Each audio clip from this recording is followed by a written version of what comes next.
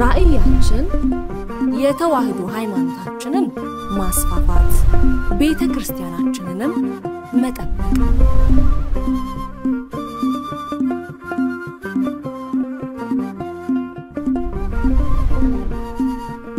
ሰላም ጤና ይስጥልኝ የተከበራችሁ የእማማ ሚዲያ አድማጭ ተመልካቾቻችን እንደምንቆያችሁን የእማማ ጠቅላላ ማህበር ዜና እንደሚከተለው ወደ እናንተ እናደርሳለን አብራችሁ ቆዩ ከዜናዎቹ ጋር እኔ ኤደን ሄኦላ ነኝ የአዲስ አበባ ሀገረ ስብከት የሰንበት ትምህርት ቤቶች አንድነት በስርዓተ ትምህርት መሰረት ያስተማራቸውን 11885 ተማሪዎች ጥቅምት 30 2018 ዓመተ ምህረት በሚሊኒየም አዳራሽ ለአምስተኛ ጊዜ አስመርቋል በመርሃ ግብሩ ህያውን የእግዚአብሔር ቃልና ግሩም ግብሩን እንዲሁም ወራሃ ጽጌን የሚገልጹ ዝማሬዎች ኪነ ጥበብ ስነ ጽሁፍና ስብከት እንዲሁም በብፁዓን አባቶች ትምህርተ ወንጌል ተሰጥቷል በእለቱ የተመረቁ ተማሪዎች ከ164 ገዳማትና አድባራት የተወጣጡ የሀገረ ስብከቱን ምዘና ወስደው ወደ ቀጣዩ ክፍል የተዘዋወሩ 11885 የሰንበት ትምህርት ቤት የአራተኛ የስምንተኛና የአስረኛ ክፍል ተማሪዎች መሆናቸውን ላእከ ሄራን የአዲስ አበባ ሀገረ ስብከት ሰንበት ትምህርት ቤቶች አንድነት ተቀዳሚ ምክትል ሰብሳቢ ገልጸዋል ተማሪዎቹ በ8 የትምህርት ዘርፎች የተከፋፈለውን ስርዓተ ትምህርት መሰረት በማድረግ በየገዳማቱና አድባራቱ ባሉ ሰንበት ትምህርት ቤቶች ቅዳሜና እሁድ ትምህርታቸውን የተከታተሉ መሆናቸውንም አስታውሰዋል አክለውም በዚሁ ሁሉ የቤተክርስቲያን ተልእኮ የአዲስ አበባ ሀገረ ስብከት ድጋፍና የኔባይነቱ በእጅጉ የሚያስመሰግን ሲሆን የዛሬውን የምርቃት መርሃ ግብር አስፈላጊ በሆነው በጀት በማገዝና የስርዓተ ትምህርቱ መጻፍትን አጥቢያዎች የለሰንበት ትምህርት ቤቱ እንዲገዙ ከማድረግና የምዘና ፈተና በሚሰጥበትም ወቅት ከብፁዕ አቡነ ሕርያቆስ ሊቀ ጳጳስ ጀምሮ በየቦታው በመዘዋወር ምልከታና ክትትል በማድረጋቸው በእጅጉ ኮርተናል በልጅነት ልብም እናመሰግናለን ብለው ለአከ ሄራን መንክር ግርማ ገልጸዋል በመርሃ ግብሩ ለ160 ሰንበት ትምህርት ቤቶችና ከፍተኛ ነጥብ ላስመዘገቡ ተመራቂ ተማሪዎች ሰንበት ትምህርት ቤቶችና ክፍለ ከተማዎች ከአባቶች እጅ ቡራኬና ሽልማት ሲቀበሉ የጀሞ መድኃኔዓለም ቤተክርስቲያን ሰንበት ትምህርት ቤት ዋንጫውን ወስደዋል በመንበረ ፓትርያርክ ጠቅላይ ቤተ ክህነት የሰንበት ትምህርት ቤቶች ማደራጃ መምሪያ ኃላፊ የሆኑት መጋቢ አዲስ ጸጋ ወልደትንሳኤ ተመራቂ ተማሪዎች ትምህርቱን በአግባቡ እንዲከታተሉ በመማርና በማንበብ እንዲተጉና ለቤተክርስቲያን ጠበቃ ሆነው እንዲቆሙ አሳስበዋል በመርቃት መርሃ ግብሩ አባታዊ መልእክት ያስተላለፉት ብፁዕ አቡነ ሕርያቆስ የአዲስ አበባና ሀዲያ ስልጤ ሀገረ ስብከት ሊቀ ጳጳስ ባዩት መልካም ቤተክርስቲያናዊ ትልቅ ተግባር ተደንቀው የእግዚአብሔር መንግስት ወንጌል በትውልድ እንዲጸና የተቀበሉትንም የእምነትና የእውቀት ቤተክርስቲያናዊ አደራቸውን እንዲጠብቁ ተማሪዎችን አሳስበዋል በጽውነታቸው አክለውም ቤተክርስቲያን በዚሁ መልክ አስተምራ ያስመረቀቻችሁ በሌላኛው የህይወት ገጽ የተማራችሁትን የዓለማዊ ትምህርትና ዕውቀት እንድትተው ሳይሆን ከመንፈሳዊ ትምህርቱ ጋር አጣጥማችሁ አቀናጅታችሁ ለቤተክርስቲያን እንድታተርፉባቸው መስራት ይኖርባቸዋል በማለት በአጽንኦት አሳስበዋል ብፁዕ አቡነ ሕርያቆስ በዚህ ሁሉ አገልግሎት ለሚታይ ቤተክርስቲያናዊ ስኬት በማድረስ ረገድ ብፁዕ አቡነ ቀለሜንጦስ የሰሜን ሸዋ ሀገረ ስብከት ሊቀ ጳጳስና የመንበረ ፓትርያርክ ጠቅላይ ቤተ ክህነት የሰንበት ትምህርት ቤቶች ማደራጃ መምሪያ በላይ ሊቀ ጳጳስ ሊመሰገኑ ይገባል የሀገረ ስብከቱ ዋና ክፍልና የሰንበት ትምህርት ቤቶች አንድነት መምሪያዎችና አስተባባሪዎችም በእጅጉ እናመሰግናለን ብለዋል የአዲስ አበባ ሀገረ ስብከት ዋና ስራ አስኪያጅ መላከ ምህረት ቆሞስ አባ ገብረ መድህን ንጉሴ አባቶቻችን የተረፋቸውን ሳይሆን ያላቸውን ሳይቀር ሳይሰስቱ ሰጥተው ያስረከቡንን ቤተክርስቲያንን በእምነትና በእውቀት በመታዘዝ የተማርነውን ለህይወት ዋጋ ማድረግ ይገባናል በማለት ለተመራቂዎች መልእክት አስተላልፈዋል በምርቃት መርሃ ግብሩ ላይ ብፁዕ አቡነ ሕርያቆስ የአዲስ አበባና የሀዲያ ስልጤ ሀገረ ስብከት ሊቀ ጳጳስ ብፁዕ አቡነ ቀለሜንጦስ የመንበረ ፓትርያርክ ሰንበት ትምህርት ቤቶች ማደራጃ መምሪያና የሰሜን ሸዋ ሀገረ ስብከት ሊቀ ጳጳስ ብፁዓነ አበው ሊቃነ ጳጳሳት የአዲስ አበባ ሀገረ ስብከት ዋና ስራ አስኪያጅ መላከ ምህረት አባ ገብረ መድህን ንጉሴ የመንበረ ፓትርያርክ ጠቅላይ ቤተ ክህነት ከፍተኛ የሥራ ኃላፊዎችና ሰራተኞች የአዲስ አበባ ሀገረ ስብከት የሥራ ኃላፊዎችና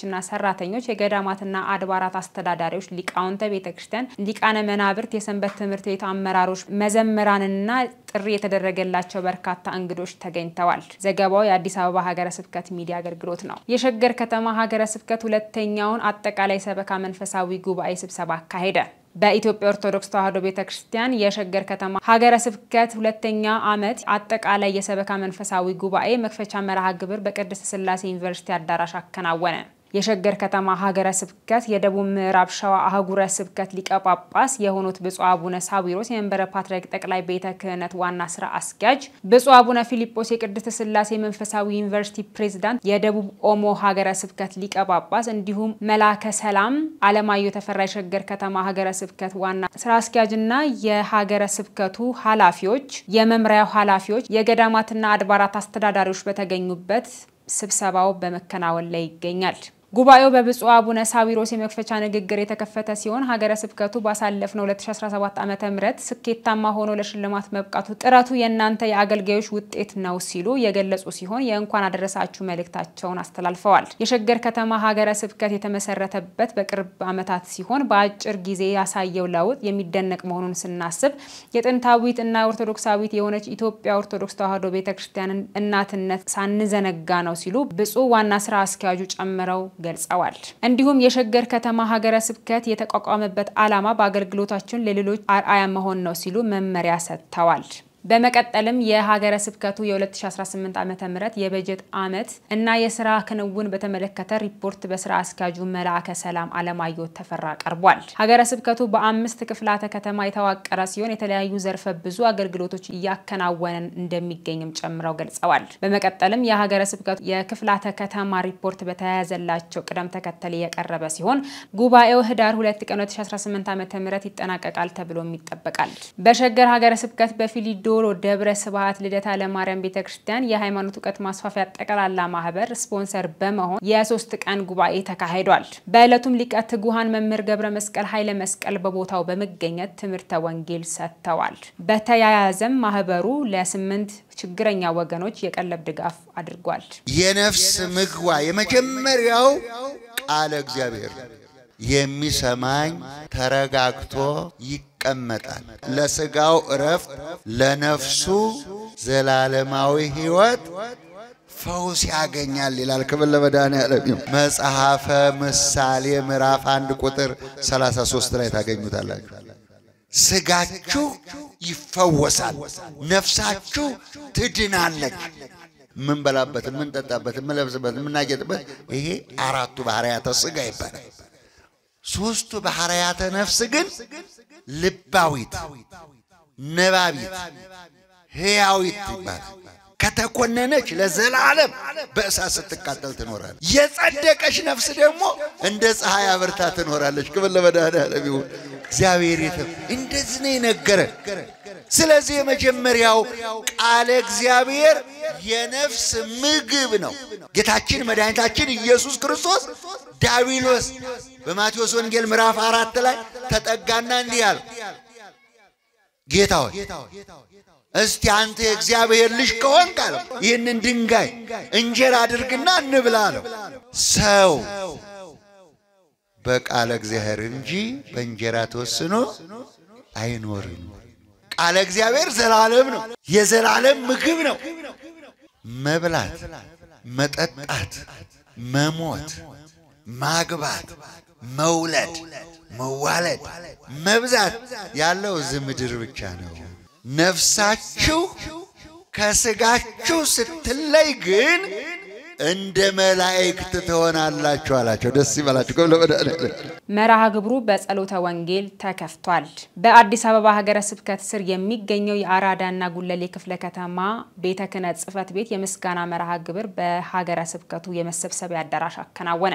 የክፍለ ከተማው ቤተ ክህነት ዋና ስራ አስኪያጅ የሆኑት መጋቢ ሰናይ የቻለው ሰፋ ያለ የ20 አብያተ ክርስቲያናት ሪፖርት ያቀረቡ ሲሆን የአዲስ አበባ ሀገረ ስብከት ዋና ስራ አስኪያጅ ማብራሪያና ምስጋና አቅርበው የሀገረ ስብከቱ ሊቀ ጳጳስ ብፁዕ አቡነ ሕርያቆስን ጋብዘዋል። ብፁዕ አባታችን ስለተደረገው መርሃ ግብር አመስግነው መመሪያ ከሰጡ በኋላ በጸሎት ዘግተው ተሰብሳቢውን አሰናብተዋል።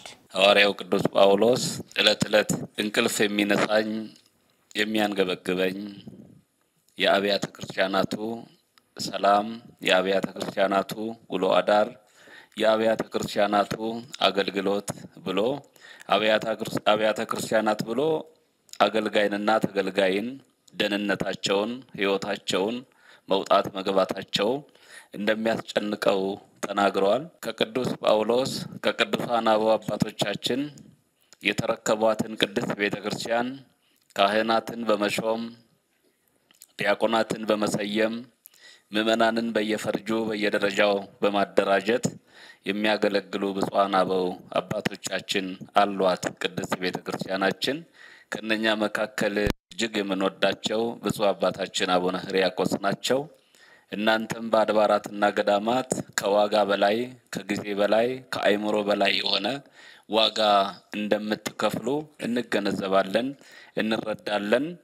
እንግዲህ ውጤታችሁንም ዝርዝር በሆነ ሪፖርት ሰምተናል አይተናል። እጅግ አድርገን እናመሰግናለን። አራዳና ጉለሌ ክፍለ ከተማ አገልጋዮችን ሁላችሁንም እንደ ጥያቄ የተነሱ አንዳንድ ነገሮችም አሉ። በተለይ የዚህ የደሞዝ ጉዳይ እውነት ነው የእናንተ ብቻም ሳይሆን የሁላችንም ጥያቄ ነው። ምናልባት ሌላ አይጉረ ስብከት ላይ ቆይተን ወደዚህ የመጣን የአዲስ አበባ ብዙ ነገሩ ስርስር ያለ ወደፊት የማያራምድ ሆኖ አግኝተነዋል።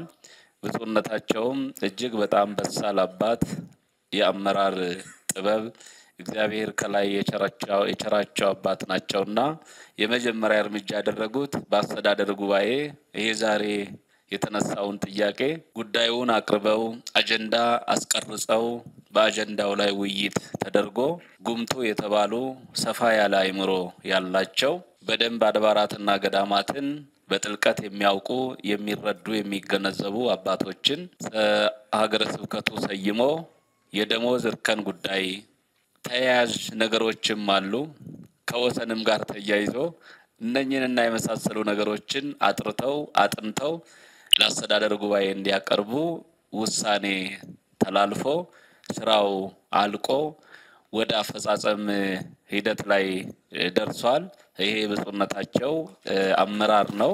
ይሄ ብቻም አይደለም። በውስጥ የክፍላተ ከተሞቹ የሥራ ማስኬጃ ጉዳይ ውሎ አዳራቸው ጠንከር ያሉ ከመንግስት ተነጋግረው ዲፕሎማሲ ተጠቅመው የአድባራትና የገዳማት አስተዳዳሪዎችንም በመያዝ አቅም ያላቸው ምዕመናንን በመመልመል ቦታ የተረከቡ የክፍላተ ከተማ ስራ አስኪያጆች አሉ።